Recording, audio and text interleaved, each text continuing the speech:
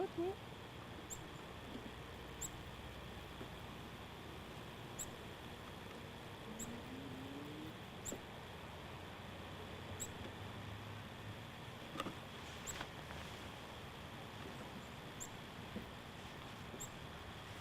Bonjour.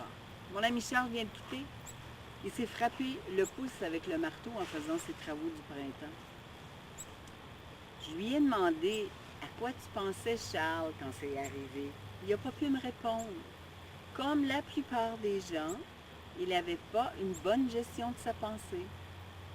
C'était probablement ce qu'on appelle un signe de jour. Un signe de jour, c'est simplement une synchronicité, une coïncidence qui apparaît dans nos vies par un événement ça semble être de façon acausale entre ce qui se passe à l'intérieur de nous et ce qui se passe à l'extérieur de nous. Et ça revêt différentes formes.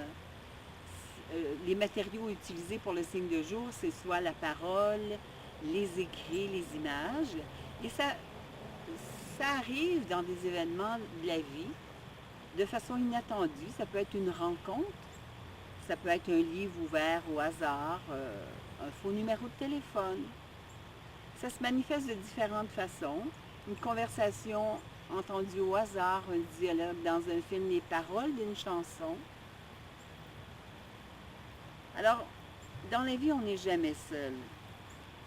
Il y a des signes de jour qui surviennent tout le temps dans nos vies. Il suffit d'être à l'écoute. Je vais vous raconter une histoire que j'ai vécue il y a quelques années, alors que je tentais de me réorienter dans mon travail, dans ma vie professionnelle.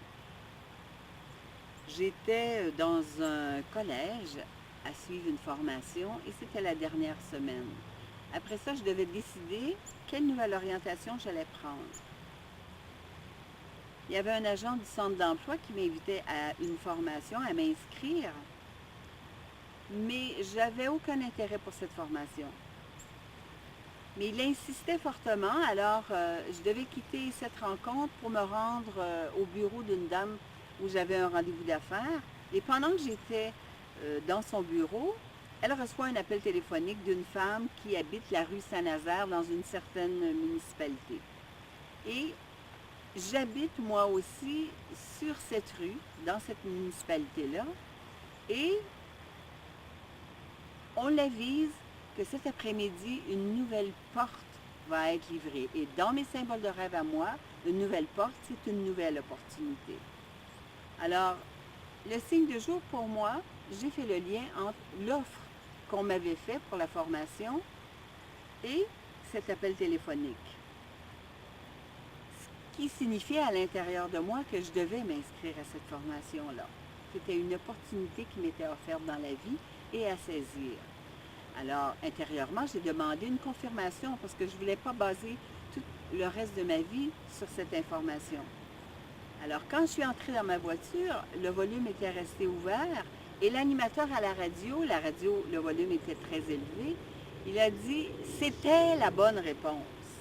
Alors, j'ai compris que c'était ma confirmation et j'ai suivi cette formation. Et c'est ce qui m'a permis, 2 ans plus tard, j'ai réalisé que je devais absolument suivre cette formation-là parce que je n'aurais jamais écrit, je n'avais jamais touché un ordinateur.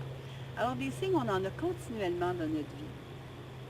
Donc, ne soyons plus des aveugles qui avancent dans la nuit. Soyons éclairés et tenons compte de nos signes de jour. Je vous invite à lire ce livre-ci, Les signes de jour, aux éditions Le Dauphin Blanc. Au revoir.